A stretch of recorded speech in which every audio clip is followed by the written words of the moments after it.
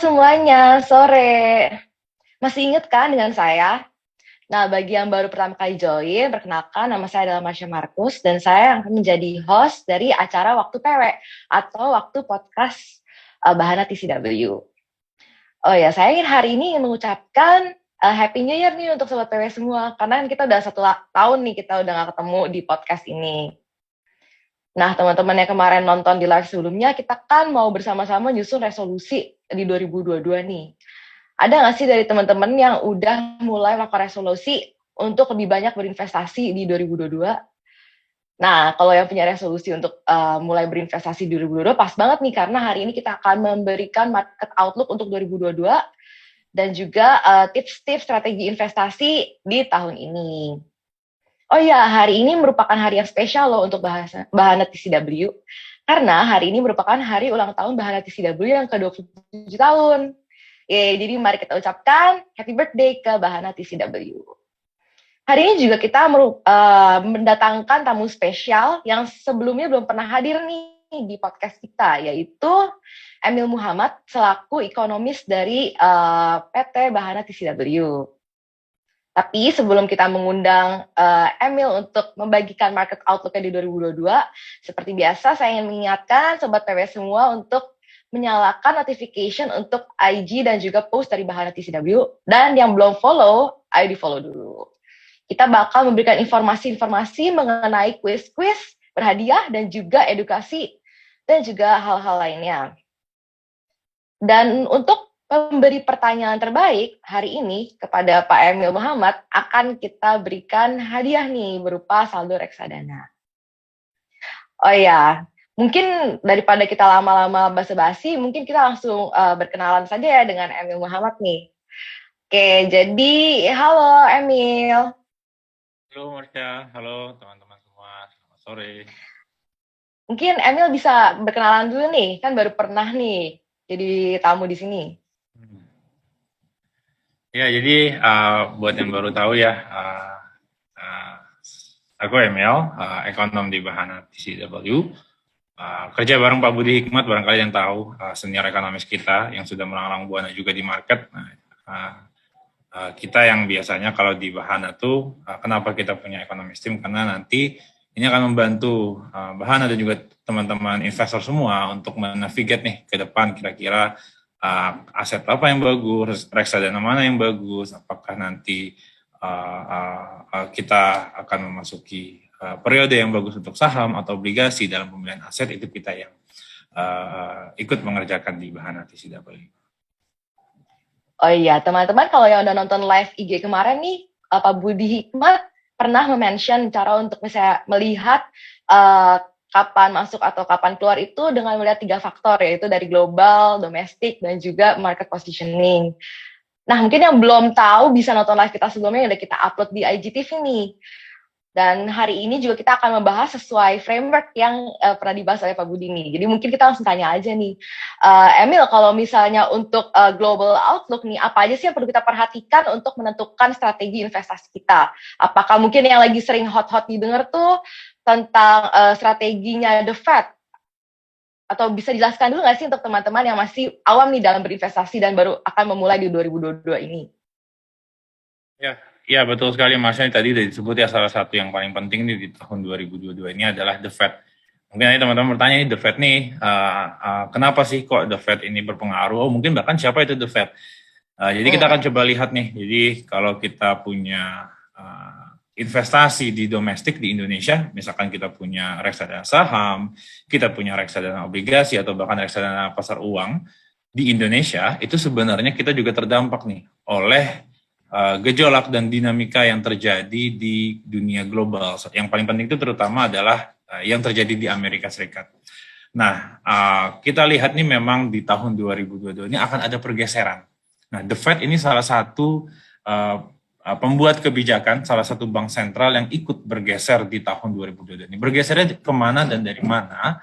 Bergeser itu adalah kalau 1 tahun, 2 tahun terakhir ini The Fed bersama bank sentral lain, misalkan seperti Bank Sentral Inggris, kemudian Bank Sentral Eropa, kalau mereka 1-2 tahun terakhir ini karena pandemi, mereka akhirnya menjalankan kebijakan yang sangat mendukung pertumbuhan ekonomi, yang kalau kita istilahnya kebijakannya longgar ya secara moneter, itu adalah suku bunga diturunkan, kemudian dia menggelontorkan uang likuiditas ke perekonomian. Di tahun 2022 ini kita lihat akan bergeser, mereka akan mulai kembali ke situasi normal. Jadi ada shifting istilahnya. Nah, normalnya itu seperti apa? Artinya akan ada kenaikan suku bunga, akan ada juga pengurangan pembelian obligasi, baik itu di Amerika, di Inggris, maupun itu di Eropa. Jadi, kenapa sih kok mereka perlu melakukan hal ini? Apa sih yang membuat mereka perlu kembali ke mode normal? Salah satunya adalah jelas ekonomi itu sudah mulai kembali recovery, tapi yang paling hot saat ini itu adalah inflasi. Karena kan central bank itu salah satu yang bertugas untuk menjaga inflasi agar tetap stabil. Oke, inflasi ya berarti yang perlu kita perhatikan juga. Kalau misalnya ngomong-ngomong soal inflasi nih, inflasi itu sebenarnya seperti apa sih? Apakah itu terjadi kepada kenaikan harga di suatu barang tertentu atau terjadi di semua negara nih? Atau di komoditas doang atau kayak bagaimana gitu? Ini seru nih, kalau kita bicara inflasi, saya selalu teringatnya sama definisi di textbook ekonomi waktu mata kuliah pertama di S1 Ilmu Ekonomi. Itu definisi inflasi sebenarnya adalah kenaikan harga barang dan jasa yang berada dalam satu basket. Jadi istilahnya harus naik itu secara akumulatif keseluruhan. Tidak hanya karena satu benda naik maka kita bilang oh inflasi sedang tinggi, itu tidak. Nah, jadi inflasi yang terjadi hari ini itu terjadinya pertama secara global, kedua terjadinya secara luas, hampir di semua komoditas. Misalkan kita sebut saja harga minyak mentah dunia sekarang sedang naik, kemudian harga natural gas, gas alam itu juga sedang naik. Kemudian kalau kita lihat harga komoditas tambang, misalkan nikel, tembaga, itu juga sedang naik sekarang. Nah, karena yang naik itu mayoritas adalah komoditas utama yang nanti kemudian diolah menjadi barang-barang lainnya, akhirnya harga barang-barang pun juga ikut naik secara global. Nah, bisa kita lihat inflasi hari ini sudah sangat tinggi ya di Amerika misalkan. Baru saja kemarin itu datanya keluar, inflasi Amerika di bulan Desember 2021 itu 7,1% year on year. Jadi harga Desember kemarin itu 7% lebih tinggi dari Desember tahun sebelumnya. Ini inflasi yang sangat tinggi ya, sudah 30 tahun lebih ini Amerika tidak pernah inflasi setinggi ini. Jadi perlu kita pahami inflasi ini sebenarnya banyak nih penyebabnya. Di Indonesia gimana inflasinya? Ya memang belum ada hari ini, tapi yang ramai di berita kemarin yang mungkin teman-teman mengasosiasikan dengan inflasi seperti harga minyak goreng itu naik, telur itu naik, ya memang mereka naik betul, tapi itu hanya di komoditas tertentu. Sedangkan misalkan yang belum naik di Indonesia, harga beras kita masih stabil. Harga bensin kita belum naik juga sudah berapa tahun ini. Jadi kita belum bisa bilang inflasi Indonesia tinggi, tapi kalau secara global itu inflasi memang sudah tinggi. Oh iya, ini sebelumnya aku mau bertanya nih. Sebenarnya kan dari tadi kita ngomongin the Fed dan juga kemungkinan dia menaikkan suku bunganya dan juga hubungan sama inflasi. Tapi kalau dipikir-pikir tuh ya, sebenarnya kenapa kita harus worry sih sama itu? Sebenarnya apa yang akan kita lihat efeknya ke strategi investasi kita? Itu kan soalnya kayaknya jauh banget tuh dari the Fed ke kita gitu. Ini penting bagi kita investor, apalagi kalau teman-teman semua punya investasi di reksadana pendapatan tetap yang berbasis pada obligasi negara. Kenapa ini penting? Karena kalau kita lihat nih secara historis dari tahun-tahun dulu ya, reksadana obligasi itu musuhnya adalah kenaikan suku bunga. Jadi bisa kita bilang bahwa tahun ini musuhnya obligasi ini mulai kelihatan nih. Kenaikan suku bunga dan juga yang disebabkan oleh inflasi itu adalah dua musuh dari reksadana obligasi. Jadi kenapa ini penting? Ya kita harus prepare nih, kita harus adjust strategi. Misalkan di obligasi kita bisa pilih reksadana obligasi yang cenderung lebih less volatile ya. Less volatile itu apa? Yang memang dia menghasilkan return memang lebih rendah secara historis, tapi dia punya volatility atau kalau misalkan di fund faction itu kalau kalian lihat bisa di chartnya itu memang lebih tidak berfluktuasi ya, lebih stabil. itu kita bisa menggunakan itu salah satu strateginya. Atau mungkin kalau teman-teman ingin lebih lincah lagi, misalkan tahun ini musuhnya reksadana pendapatan tetap muncul, ya bisa kita kurangi dulu misalkan di tahun ini. Kita prepare nanti untuk kembali lagi ketika koreksinya memang sudah terjadi. Jadi tetap penting kita melihat prospek suku bunga dan juga inflasi ke depan, karena ini akan membantu teman-teman dalam menentukan time to entry-nya kapan nih ke reksadana obligasi. Apakah sekarang sudah waktu yang tepat?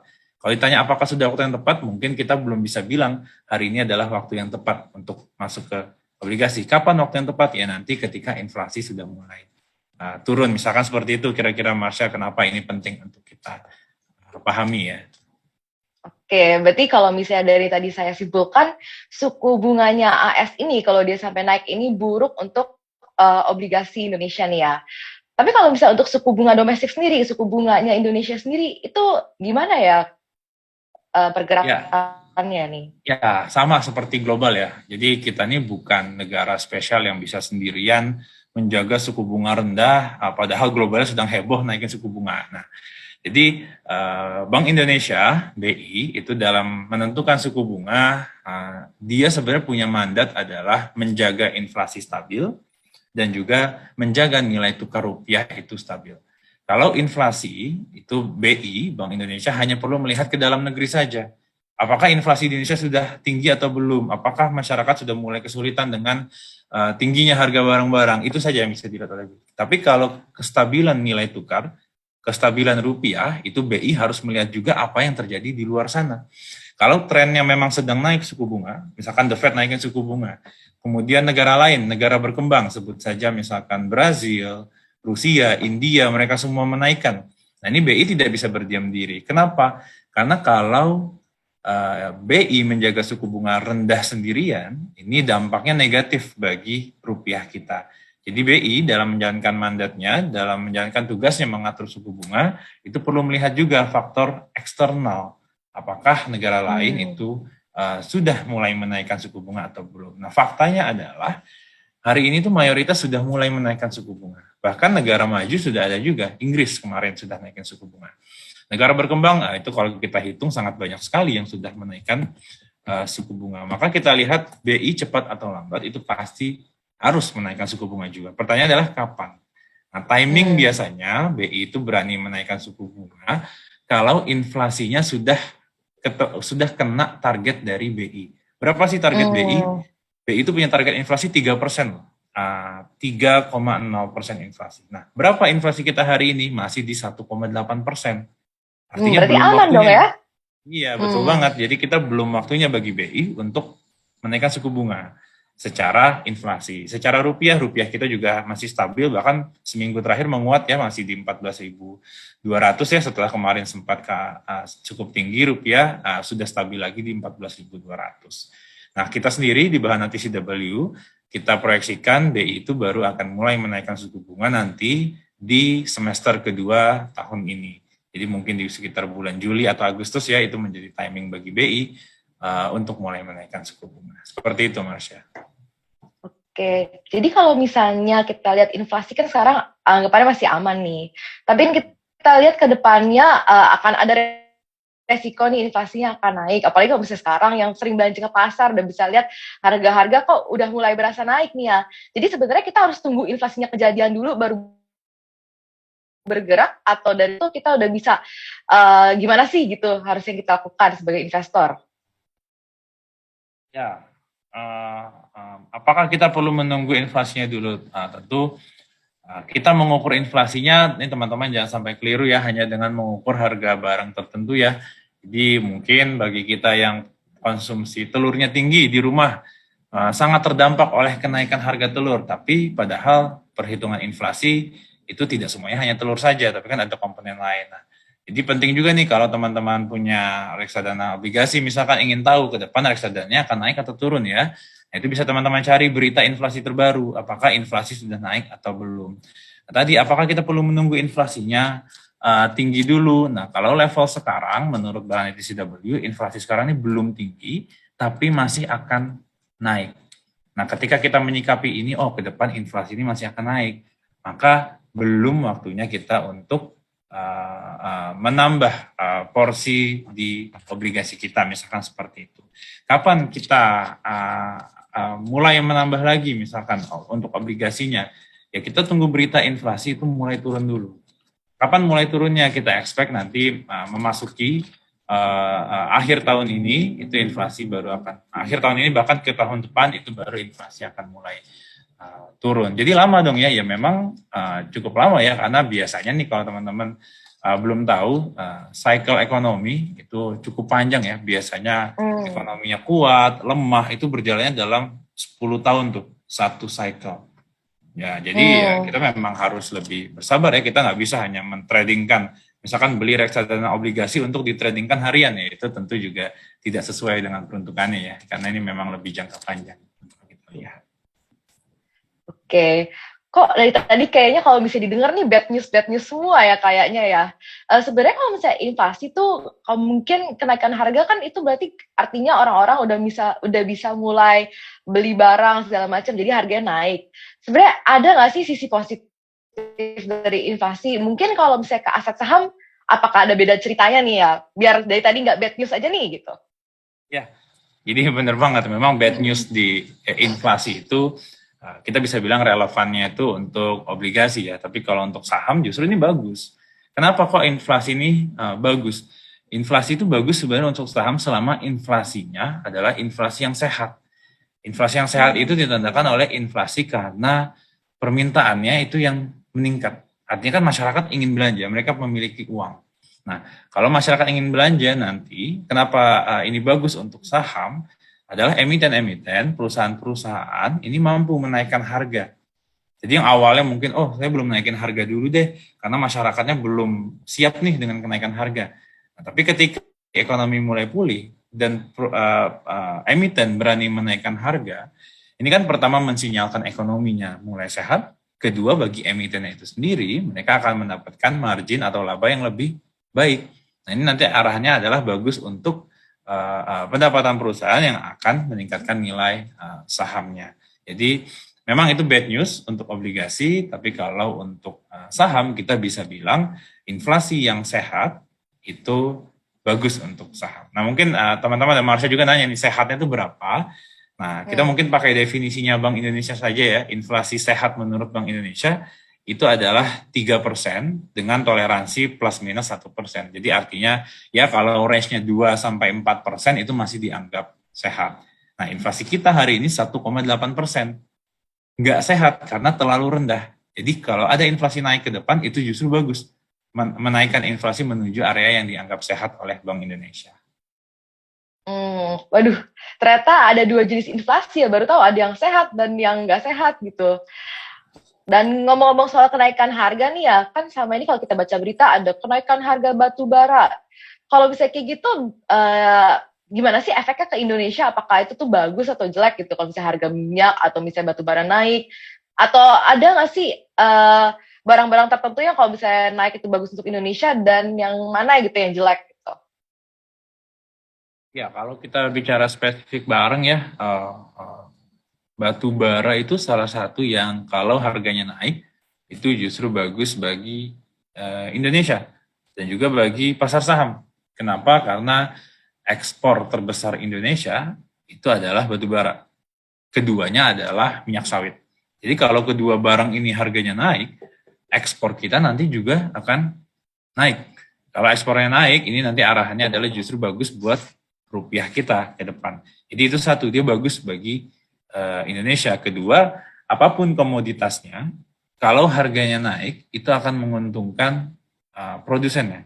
Nah, kita tahu di pasar saham kita kan cukup besar ya porsi dari emiten komoditas seperti batu bara dan juga minyak sawit. Mungkin nggak usah kita sebutkan namanya karena banyak sekali ya, tapi bisa teman-teman lihat memang cukup besar kontribusi mereka terhadap bursa kita. Itu yang secara langsung. Nah, ini kalau di ekonomi bisa kita lihat juga nih yang nggak secara tidak langsung. Mungkin banyak yang nggak menyadari, tapi kita juga melihat hal ini sebenarnya. Jadi kalau harga komoditas itu naik, ini sebenarnya bagus bagi masyarakat kita, terutama di daerah luar Jawa. Kenapa luar Jawa? Karena luar Jawa mayoritas adalah produsen batu bara dan juga minyak sawit. Nah, terutama minyak sawit nih, banyak perkebunan rakyat. Kalau harga sawit itu naik, yang diuntungkan adalah rakyat yang berkebun kelapa sawit. Akhirnya mereka jadi memiliki uang, mereka mampu belanja, mereka bisa menggerakkan ekonomi di daerahnya. Ini tentu akan positif juga secara tidak langsung tadi, melalui pendapatan masyarakat yang bekerja di sektor tersebut. Seperti itu, Marsha. Wah, jadi sebenarnya kalau misalnya bagus nih, kapin harganya nggak turun-turun ya. Tapi kalau untuk bahan TCW sendiri, lihat harga batu bara nih kan dari kemarin naik terus nih, udah bahkan udah lama gitu. Kira-kira ke depannya masih akan naik atau malah bakal langsung turun nih? Ya, kalau komoditas kita sebenarnya ngikut aja sama global punya market ya, punya pasar ya. Karena harga komoditas global itu bukan Indonesia yang tentuin, kontrolnya itu ada di luar sana. Negara mana yang bisa menentukan, yang paling kuat pengaruhnya dalam menggerakkan harga itu adalah kalau untuk batu bara dan juga sawit itu adalah China ya, karena mereka adalah konsumen sekaligus importir terbesar dari batu bara dan juga minyak sawit. Jadi kalau misalkan mereka ekonominya sedang bagus, maka seharusnya mereka kebutuhan energinya pun juga meningkat. Nah, kita lihat ke depan ekonomi di China itu masih akan bagus ya, bahkan sedang dalam tren meningkat itu setidaknya di tahun ini. Tapi kalau untuk komoditas, biasanya juga ada tren musiman nih, setiap winter itu kan biasanya harga komoditas terutama batu bara itu naik. Nah, ini yang kita manfaatkan di kuartal 1 ini, harga komoditas itu kemungkinan masih akan tinggi seperti sekarang, tapi nanti menuju akhir tahun ini kita expect akan perlahan mulai turun ya, kembali ke level normal ya, karena yang level sekarang memang sangat bagus buat kita nih, tapi perlu kita akui ini bukan level yang sustainable ya, atau bukan level normal jangka panjangnya. Oke. Oh iya nih, ada pertanyaan di chat room yang menurut saya nih related banget nih sama yang lagi dibahas, yaitu dari Hatsune Ichika. Bagaimana dengan tren ESG di dunia, terutama di Indonesia? Ini kan pasti ada hubungannya tadi dengan batu bara dan juga mungkin emisi. Ada nggak sih atau apa gitu info tentang ESG? Ya, kalau ESG ini tentu ini sangat update sekali berarti ini teman-teman terkait dengan isu ESG ya, karena ini sangat penting. Di luar sana ini sudah menjadi isu yang sangat penting, sangat dipahami juga oleh investornya, baik itu investor institusi maupun juga investor individu di sana. Nah, memang di Indonesia tema ESG belum terlalu bergaung ya, tapi sudah mulai ada nih langkah-langkah positifnya. Kalau tema ESG misalkan dari bursa, IDX kan sudah keluarkan indeks IDX ESG Leaders. Ini sebenarnya step yang sangat bagus nih, bahwa ada inisiatif dari indeks itu untuk meng-highlight, oh ini loh yang ini skor ESG-nya itu bagus. Nah, tren ini kita lihat ini merupakan tren jangka panjang yang masih akan terus berlanjut. Nah, kenapa? Karena yang nge-push ini mostly adalah negara-negara besar. Nah, kita juga harus realistis. Ketika kita ingin berinvestasi, kita harus pilih perahu yang paling kuat, yang paling tahan badai. Yaitu adalah kita harus sejalan dengan apa yang sedang terjadi di level global di negara-negara besar. Misalkan Eropa sekarang sedang sangat serius menangani masalah ESG. Nah, tentu kita di Indonesia tidak bisa juga melawan apa yang sedang terjadi di tren global. Akhirnya pun tadi salah satunya adalah bursa mengeluarkan indeks IDX ESG Leaders. Nah, ke depan ini masih akan terus berlanjut, terutama di Indonesia yang kita adopsinya masih rendah ya, bisa kita bilang rendah terkait dengan ESG ini. Mungkin reksadana pun juga yang meng-highlight terkait dengan ESG, terutama di saham, itu juga belum terlalu banyak ya, tapi ini bisa menjadi opportunity yang menarik. Karena secara makro ini ada satu hal yang penting. Ke depan tuh akan ada tren yang namanya green financing. Perusahaan yang mereka itu bisa menjaga ESG skornya, kemudian dia punya project-project yang sustainable, itu akan mendapatkan financing dengan suku bunga yang lebih rendah. Artinya dia akan diuntungkan, karena kan biaya dia untuk meminjam itu jadi lebih rendah. Nah, ini adalah satu dari sekian banyak inisiatif yang sedang berjalan. Arahannya adalah ini akan terus positif. Kalau kita ingin sebut region mana yang sedang sangat serius terkait dengan ESG, ini tentu teman-teman nggak bisa nebak nih, karena yang saat ini paling serius mengejar ESG-nya itu adalah China. Ya memang kita selama ini tahunya China itu energinya kotor, Beijing itu kotanya penuh dengan polusi, tapi mereka ini sedang serius ingin move on ke China yang lebih hijau. Nah, jadi ini sedang terjadi di China. Hopefully next adalah Indonesia. Yang menarik adalah Pak Jokowi kemarin, minggu ini kemarin itu sempat ada pidato di depan CEO. Pak Jokowi itu meng-highlight 2 tema besar pembangunan ekonomi ke depan. Satu itu adalah new economy, digital, startup, dan sebagainya. Dan kedua adalah green economy. Jadi nampak sudah serius nih pemerintah Indonesia semakin digaungkan, dan ini akan menjadi opportunity yang bagus ya, terutama nanti di pasar saham teman-teman bisa cari mana ya reksadana yang memiliki exposure ESG, atau mungkin nanti bagi teman-teman yang punya investasi saham bisa milih emiten juga mana yang memiliki ESG score yang bagus. Kita lihat sih itu masih akan diminati ya oleh investor, terutama investor asing. Wah, jadi rupanya tema ESG ini patut kita perhatikan ya, soalnya akan menjadi opportunity untuk menunggangi dan juga bisa memberikan sentimen positif untuk IHSG. Nah, ini juga ada yang bertanya nih, tadi, ini tentang the Fed. Dari Shikoko dia bertanya, apakah, mungkin ini pertanyaan saya ubah sedikit nih ya, biar lebih relate. Apakah mungkin the Fed batal menaikkan suku bunga? Apakah ada nggak sih resiko yang bikin the Fed atau misalnya sentral bank lain untuk membatalkan menaikkan suku bunga gitu? Dan apa efeknya pada reksadana pendapatan tetap? Ini pertama apresiasi dulu nih sama yang nanya, karena berani berpikir kontrarian. Kontrarian itu melawan arus ya, karena sekarang ini kan mau itu media, itu analis global, itu semua bicaranya kenaikan suku bunga tanpa mempertimbangkan peluang bahwa Fed ini batal menaikkan suku bunga. Ini menarik, apakah mungkin Fed batal menaikkan suku bunga? Ini jadi bikin saya mikir juga nih, apakah mungkin? Kalau dipikir sebenarnya mungkin. Karena hari ini Amerika sedang kena Omicron wave yang jauh lebih tinggi secara jumlah kasus dibandingkan periode-periode outbreak sebelumnya. Memang belum sampai membuat rumah sakitnya kewalahan, angka kematiannya tak terkontrol, itu belum. Tapi risiko bahwa the Fed batal menaikkan suku bunga menurut saya akan lebih datang dari sisi COVID. Kalau nanti, ini kan risiko ya, jadi kita selalu bicaranya adalah kalau kemungkinan dan hal sebagainya. Jadi kalau nanti ada outbreak yang sangat besar di Amerika yang memaksa pemerintahnya melakukan lockdown dan membuat ekonominya menjadi terhambat sehingga membutuhkan support lagi dari the Fed, maka the Fed bisa batal menaikkan suku bunga. Memang skenario itu mungkin probability atau kemungkinan terjadinya itu masih rendah ya, tapi tetap ada kemungkinan ke arah sana. Dengan skenario seperti itu menurut saya sih lebih karena COVID yang tidak terkendali yang bisa membuat the Fed batal menaikkan suku bunga. Jadi mungkin kalau misalnya tiba-tiba ada varian baru lagi nih, amit-amit yang ternyata nggak bisa dikontrol pakai vaksin segala macam, nanti RDPT harusnya diuntungkan ya, mungkin ya seperti itu. Oke, ini ada pertanyaan lagi dari Ibu Minah Kediri. Bagaimana korelasi kenaikan interest rate tahun ini dan dampaknya pada saham obligasi di emerging market? Terus nanti kalau misalnya emerging market sama Indonesia bedanya seperti apa gitu? Oh iya, jadi mungkin yang emerging perbedaan dampaknya di emerging market ya, di negara berkembang dengan perbedaan dengan di Indonesia. Jadi tadi mungkin kenaikan suku bunga dimaksud lebih ke arah the Fed ya, kenaikan suku bunganya dampaknya gimana terhadap negara berkembang.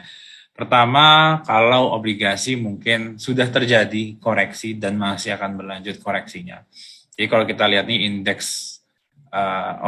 indeks return obligasi global itu sebenarnya negatif ya di tahun lalu, terutama di kuartal 4. Jadi banyak negara, baik itu di negara maju maupun di negara berkembang, termasuk Indonesia, di kuartal 4 kemarin mengalami koreksi di pasar obligasinya. Nah, sedangkan di saham bagaimana nih kalau nanti suku bunga itu naik, apakah akan terhambat? Nah, biasanya secara teori, kenaikan suku bunga itu akan paling berdampak pada saham sektor teknologi, yang memang mereka memiliki valuasi bisa dibilang cukup mahal ya, karena kan dia memiliki growth yang tinggi lah ke depannya. Tapi ketika suku bunga naik, ini akan mempengaruhi valuasi mereka, sehingga paling terdampak itu adalah saham sektor teknologi. Nah, itulah kenapa alasannya hari ini indeks teknologi Amerika, Nasdaq, itu masih turun ya, belum kembali ke titik tertingginya, masih tertinggal dibandingkan dengan indeks industrial di Amerika itu adalah Dow Jones, masih tertinggal teknologi. Nah, kalau secara overall terhadap saham bisa kita bilang sebenarnya dampaknya tidak terlalu signifikan, tapi kalau dilihat secara negara berkembang bisa kita ekspektasikan negatif terhadap negara berkembang keseluruhan. Tapi di Indonesia kita lihat trennya justru berbeda. Kenapa trennya berbeda? Ini yang menarik adalah sejak ramai bicara soal inflasi, suku bunga Amerika naik, itu asing justru masih masuk ke Indonesia di kuartal 4 kemarin. Bahkan di awal tahun 2022 ini, itu asing masih terus masuk ke pasar saham Indonesia. Inilah yang membuat kita juga kembali berpikir nih, berarti Indonesia ini beda dibandingkan dengan negara berkembang lain. Ada yang dilihat oleh kalau kita lihat nih year to date ya, dari year to date itu berarti dari awal 2022 sampai hari ini, berarti sudah jalan sekitar 13 hari, itu asing sudah masuk ke Indonesia mencapai 4,6 triliun rupiah. Ini angka yang memang sangat besar ya. Bisa kita bilang inflow asing ini sangat deras di awal tahun ini, walaupun isunya sekarang Amerika mau naikkan suku bunga, inflasi global sedang naik, tapi asing pun tetap melihat. Kenapa? Kok bisa Indonesia diperlakukan berbeda dengan negara berkembang lain? Karena kita punya story domestik itu sangat bagus ya. Apa sih story domestiknya? Salah satunya itu adalah pemerintah serius mengembangkan industri nikel dan turunannya. Turunan nikel itu ada aluminium, ada juga nanti stainless steel, ada juga baterai. Yang nanti arahannya adalah rantai pasokan bagi industri mobil listrik. Nah, asing ini melihat ini akan menjadi breakthrough atau nanti bisa membangkitkan ekonomi Indonesia yang mungkin sudah cukup lama ya. Kita lihat ekonomi kita hanya tumbuh 5% ke depan. Kalau kita punya sektor baru, ini bisa tumbuh lebih tinggi. So far itu yang kita lihat, asing itu masih suka dengan saham di Indonesia ya, hingga hari ini. Oke, berarti kalau misalnya tadi kan dari cerita Emil nih, asing masih masuk ke pasar saham. Kalau misalnya asing masuk ke pasar saham kan artinya yang membutuhkan rupiah ini masih banyak nih. Berarti bisa nggak sih dibilang kalau rupiah ini akan menguat gitu? Atau ada faktor lain yang harus kita lihat untuk lihat rupiah? Ya, kalau rupiah tadi benar banget. Jadi rupiah itu mungkin secara teknisnya ya, itu kan menunjukkan banyak nggak sih yang pengen megang rupiah dibandingkan dolar. Kita bandingkannya gitu. Kalau lagi banyak yang pengen pegang rupiah, nanti rupiahnya menguat. Kalau orang lagi pengen megang lebih lebih pengen megang dolar, maka dolar. Nanti rupiahnya melemah, dolar yang menguat. Gantian aja gitu terus. Nah, kalau kita mengalami inflow seperti sekarang, betul, sedang banyak nih yang mencari rupiah untuk masuk ke pasar saham Indonesia. Tapi ke depan akan seperti apa? Nah, ke depan rupiah ini akan lebih ditentukan oleh perdagangan. Karena biarpun kita mengalami inflow tadi, secara size sebenarnya inflow tadi 4 triliun itu tidak sebanding dengan perdagangan Indonesia yang sangat besar ya. Misalkan kemarin itu surplus kita 1 bulan itu bisa sekitar 40 triliun rupiah sendiri 1 bulan surplusnya. Itu kelebihan kita mengekspor dibandingkan dengan mengimpor. Jadi biarpun tadi benar Marsha, salah satu indikator rupiah adalah arus masuk dana asing ya, tapi kita perlu juga mempertimbangkan nanti ke depan kira-kira perdagangan barang dan jasa ini seperti apa ekspor impor kita. Kalau masih kuat dan kita expect masih akan kuat, setidaknya sampai semester 1, maka rupiah masih bisa bertahan di tengah gejolak global ya. Nah, apakah mungkin menguat? Ya kita lihat sih sebenarnya mungkin saja menguat, tapi probability-nya tidak, kemungkinan terjadinya tidak terlalu tinggi ya, karena secara global ini gejolaknya cukup signifikan. Kita bisa bertahan stabil saja itu sudah sangat bagus, sudah sangat positif bagi rupiah kita. Oke. Ada pertanyaan dari Rio Reynard nih tentang inflasi US yang kemarin nih naik terus sih sampai ke 7%. Kan all time high nih. Ini apakah akan trennya lebih tinggi lagi nih? Apalagi misalnya kalau misalnya The Fed tadi dengan skenario yang membatalkan suku bunga ini. Ya, kalau skenario tadi kita pakai, The Fed membatalkan kenaikan suku bunga, apakah inflasi bisa lebih tinggi? Ini The Fed sendiri akan dilema nih, karena yang tadi kan kalau misalkan skenario-nya adalah ada lockdown lagi, kemudian inflasinya masih tinggi, ini sebenarnya akan menjadi situasi yang sangat tidak diinginkan oleh The Fed. Di mana dia akan kebingungan, dia harus mendukung ekonomi, tapi di sisi lain, dampak dari mendukung ekonomi adalah inflasinya naik karena The Fed. Jadi dia harus menjaga salah satu. Antara dia menjaga ekonominya tetap tumbuh atau dia menjaga inflasinya terkendali. Nah, mungkin saya mengutip saja nih dari Kepala Ekonom IMF. Kemarin sih dia memberikan saran kepada sejumlah negara, kepada para kepala central bank untuk mengutamakan mengendalikan inflasi ketimbang mendorong perekonomian. Jadi artinya tadi kalau misalkan skenario-nya nih, The Fed nih batal menaikkan suku bunga, tapi inflasinya tetap naik. Ya menurut saran IMF sih sebaiknya kendalikan dulu inflasinya atau naikkan dulu suku bunganya agar inflasinya bisa terkendali. Jadi mungkin kalau ditanya lebih pilih mana nih, The Fed-nya apakah akan menaikkan untuk mengendalikan inflasi, ya menurut kita sih lebih baik menaikkan suku bunga ya kalau inflasinya terus berkepanjangan seperti ini, bahkan lebih tinggi. Ini angkanya sudah sangat tinggi loh, 7,1%, itu sudah 30 tahun lebih belum pernah dilihat oleh warga Amerika, dan hari ini mereka harus melihat lagi nih angka yang mungkin tidak menyenangkan ini. Menarik tuh untuk melihat inflasi dari AS. Ada pertanyaan dari Namina 699. Ini juga masih related sama tadi kenaikan suku bunga, dan juga tadi kan ada resiko Omicron segala macam. Jadi sebenarnya apa sih yang harus dilakukan oleh pelaku pasar khususnya investor retail nih agar portfolionya tetap bertumbuh di tengah siklus yang tadi semuanya lagi pada naikin suku bunga dan juga ada ancaman virus Omicron? Oke, ini pertanyaannya langsung ke strategi. Jadi Iya. gimana nih kita menyikapi ada Omicron, ada inflasi. Pertama, kita mesti lihat dari sisi Omicron ya, bahwa COVID ini dampaknya terhadap pasar itu lebih jangka pendek. Kalau kita belajar dari dulu ya, ketika Maret 2020, kemudian di Juli 2021 ketika Delta kemarin, itu memang benar marketnya turun dalam, tentu sangat tidak menyenangkan bagi kita yang punya memegang reksadana saham pada saat itu. Tapi dengan cepat kan waktu itu IHSG-nya kembali recovery. Dan bahkan ketika kemarin Juli itu nggak nyampe 2 bulan, 3 bulan lah. Dalam waktu 3 bulan itu penurunannya semua sudah berbalik jadi positif lagi, jadi hijau lagi.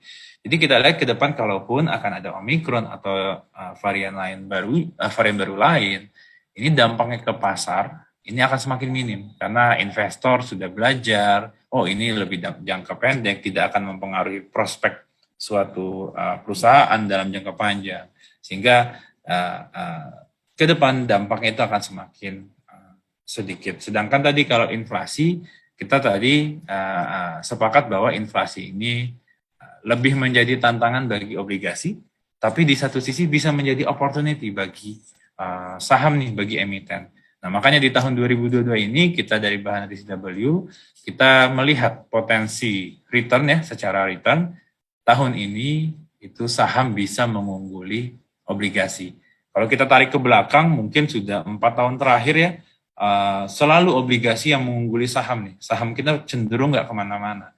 Tapi teman-teman mungkin belum sadar bahwa tahun kemarin, 2021, itu saham returnnya sekitar 10,1% IHSG.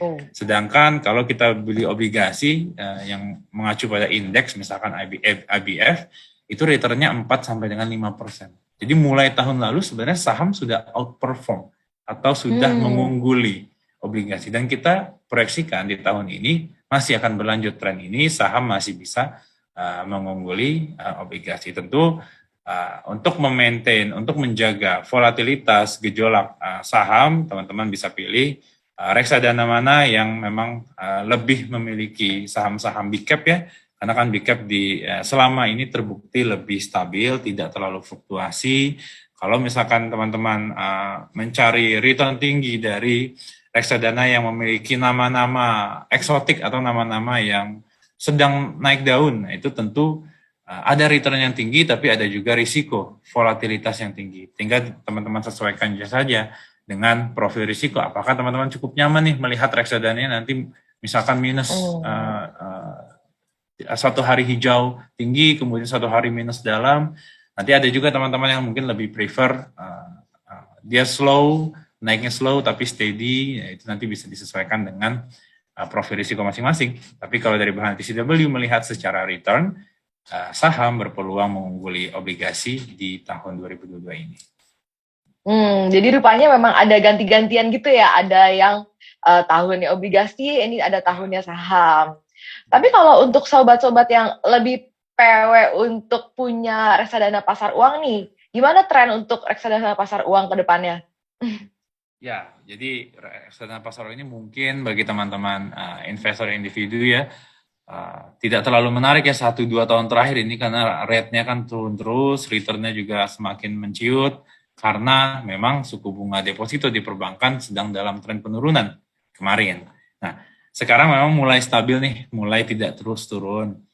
Nah, ke depan bagaimana kita proyeksikan justru akan berbalik mulai naik lagi seiring dengan kenaikan suku bunga BI. Kita perkirakan menuju akhir tahun nanti itu suku bunga deposito perbankan itu bisa mulai naik. Nah, ini nanti akan mengerek naik juga return dari reksadana pasar uang yang selama ini mungkin terus turunnya sudah 2 tahun sejak COVID, turun terus karena ke depan kita akan memasuki siklus kenaikan suku bunga, maka reksadana pasar uang juga bisa menjadi pilihan karena nanti return-nya akan kembali menarik seiring dengan kenaikan suku bunga BI. Oke. Oh, ini saya juga menemukan ada pertanyaan menarik nih.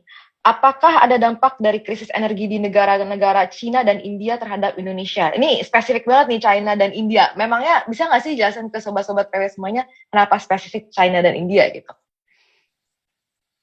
Ya, jadi tentu ada ya, karena kita juga menjadi supplier ya, kalau sawit kita juga ekspor tuh ke India. Jadi kalau ada krisis energi di negara-negara tersebut yang membuat harga komoditasnya itu naik, kemudian ini tentu akan berdampak juga bagi Indonesia. Tapi ada kita bisa menyikapinya dua hal. Satu, kalau harga komoditasnya naik, ini akan positif bagi Indonesia. Tapi di sisi lain, kalau krisis energi itu bikin harga-harga di China dan India itu naik, nanti barang yang kita impor juga akan naik harganya. Nah, ini yang kita bilang kalau di ekonomi ini imported inflation ya, atau inflasi yang kita impor dari negara lain. Kita membeli barang dari China misalkan harganya biasanya Rp10.000. Karena di sana sedang krisis energi, akhirnya harganya naik jadi Rp13.000. Nah, ini kan sesuatu yang di luar kendali BI juga, bahkan Bank Indonesia juga nggak bisa mengendalikan inflasi yang seperti ini. Jadi tadi kalau krisis energi bisa bagus bagi emiten tertentu yang ekspornya ke China dan India, tapi dari sisi lain bagi kita masyarakat luas, kalau misalkan teman-teman sering membeli barang di online shop tapi lihat di belakangnya made in China dan di sana sedang kenaikan harga terjadi karena krisis energi, ya bersiap saja kita juga akan terdampak oleh kenaikan harga tersebut. Jadi ada dua cara melihat ya, bisa jadi positif bagi emiten tertentu, tapi bisa jadi negatif bagi kita masyarakat yang mengimpor barang-barang dari China. Berarti memang efeknya tuh harus bisa beda-beda ya, jadi bisa dilihat dari point of view yang berbeda-beda. Nih ada pertanyaannya nih sebenarnya advance banget sih ternyata Sobat PW semua. Ada yang bertanya tentang rencana PLN membeli batubara di harga market, apa efeknya ke Indonesia nih? Advance sekali pertanyaannya ya. Ini baru banget ya, update banget ini teman-teman dengan berita PLN ini, tapi memang kita belum bisa menyampaikan semuanya, tapi yang kita baca ya dari apa yang sudah dirilis ke media, itu adalah memang betul PLN akan membeli dari harga pasar, tapi kan nanti akan ada suatu badan khusus, Badan Layanan Umum atau disingkat BLU, ini yang akan menstabilkan harga. Dalam artian kalau misalkan harga pasarnya sekarang sedang tinggi, nah nanti badan inilah yang akan membantu PLN membeli dengan mengeluarkan uangnya. Sebaliknya, ketika harga sedang rendah, PLN justru yang akan nanti memberikan kelebihannya itu kepada badan ini. Jadi ini lebih kepada mekanisme menstabilkan harga. Akan ada harga yang di level tertentu, misalkan di set harganya misalkan $70 per metric ton untuk batu bara. Kalau nanti harganya ternyata lebih tinggi, nah badan ini akan membantu PLN membeli. Kalau harga lebih rendah, justru PLN yang akan menyetor kepada badan ini, BLU lah istilahnya. Nah, mekanisme ini pernah dan sedang masih dilakukan itu pada komoditas kelapa sawit. Jadi kelapa sawit itu ada juga BLU kelapa sawit, Badan Layanan Umum, yang mana tugasnya untuk lebih menstabilkan harga. Tapi memang belum ada kepastian terkait hal ini, itu baru apa yang dirilis ke media saja. Tentu teman-teman sudah mengikuti beritanya, bisa terus diikuti beritanya, tapi so far dari apa yang sudah kita baca sih belum akan berdampak negatif ya pada inflasi selama tadi skema BLU itu jalan. Kalau ternyata tidak ada BLU, tapi PLN diwajibkan membeli dari harga pasar, tentu ini bisa berdampak negatif karena dampaknya adalah inflasi. Kenaikan harga listrik mengikuti kenaikan harga batu bara global. Jadi ini yang tentu tidak kita semua inginkan kalau harga listrik di rumah kita naik ya. Jadi kita sekarang masih menunggulah keputusan pemerintah seperti apa ini akan dilakukan. Berarti sebenarnya kalau misalnya kita tanya nih, tadi kan udah ngomongin soal Omikron, soal yang PLN ini, resiko-resiko apa saja sih yang perlu kita amati di 2022 ini? Ya, bicara risiko secara umum ya, kita tentu kita nggak bisa bilang, oh ini target-target kita, proyeksi kita semua akan kejadian. Itu kita tidak bisa bilang seperti itu, karena ada risiko yang bisa membuat situasi ini bergeser. Apa saja ya, pertama tentu COVID, perkembangan COVID. Omikron tentu bukan varian yang terakhir, jadi kita harus kita harus bersiap kalau akan ada mutasi varian baru lain. Bisa jadi variannya lebih ringan, bisa jadi lebih berat. Tetap ada risiko di sana. Kedua adalah risiko inflasi dan kenaikan suku bunga yang ternyata terus berlangsung dalam jangka panjang. Jadi kan inflasi ini awalnya tidak semua percaya bahwa inflasi ini akan jangka panjang. Tapi sekarang ini sudah mulai ada tanda-tanda inflasi bisa jangka panjang. Kalau inflasinya jangka panjang, maka bersiaplah bahwa masa-masa yang berat bagi obligasi itu masih akan terus bertahan ke depan. Nah ini masih terus kita pantau ya terkait inflasi. Seharusnya sih turun kalau harga komoditas mulai turun. Tapi tentu perlu kita tetap pantau terus, teman-teman bisa terus lihat berita ekonomi, berita pasar terkait dengan inflasi, apakah sudah mulai membaik atau belum. Terakhir adalah geopolitik ya, karena kita berinvestasi di pasar modal itu terpengaruh oleh situasi politik global yang sedang terjadi. 2008, 2019 kita semua kena dampak dari geopolitik di US dan China, trade war waktu itu.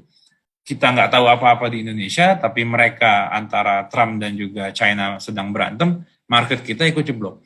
Jadi kita tetap harus melihat nih, aware teman-teman dengan perkembangan geopolitik yang terjadi di level global. Nah hari ini mungkin China nggak lagi banyak event ya, nggak lagi banyak konflik. Yang ada konflik justru hari ini adalah US dengan Rusia. Nanti teman-teman bisa coba googling deh apa sih yang lagi terjadi antara US dan Rusia hari ini.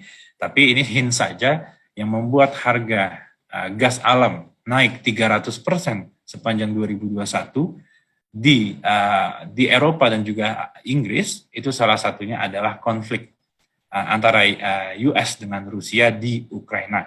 Karena ada konflik maka harga gas naik. Ini menunjukkan bahwa kita berinvestasi, kita ini di ekonomi sangat terdampak juga oleh risiko geopolitik. Itu sih 3 hal yang menurut kita sangat worth it untuk teman-teman pantau ya, yang ingin belajar lebih terkait dengan investasi. Kita juga perlu aware nih dengan berita-berita terbaru di sekitar kita. Wah, hari ini saya dan Sobat PW semua belajar banyak nih. Tadi mulai dari ngomongin soal the Fed, harga batubara, sampai tadi konflik politik antara US nih dan Ukraina nih. Banyak ya ternyata yang harus dipantau untuk melihat kondisi makroekonomi. Nah, Berarti mungkin secara singkat ini bisa saya simpulkan dari sisi globalnya, mau dari the Fed, dari harga komoditas global, inflasi, dari domestiknya juga outlook-nya Bahana ini lebih mendukung ke reksadana pendapatan saham daripada ke obligasi maupun juga deposito. Namun tentunya masih ada resiko-resiko seperti tadi varian Omikron dan juga yang geopolitik segala macam. Nah, mungkin hari ini sesi kita akan kita akhiri nih. Tapi sebelumnya mungkin dari Pak Emil ada ucapan terakhir gitu untuk sobat PW semua. Ya, mungkin lebih kepada pesannya untuk teman-teman investor semua di 2022 ini bersiap untuk akan ada perubahan di pasarnya. Kita juga harus menyikapi ini dengan lebih gesit ya teman-teman. Kalau memang tahun ini tahunnya saham misalkan ya kita bisa bergeser dulu ke arah saham gitu. Sembari kita juga melihat kapan nih timing yang bagus untuk kita kembali masuk ke obligasi. Nah kuncinya adalah selalu aware dengan berita-berita terbaru.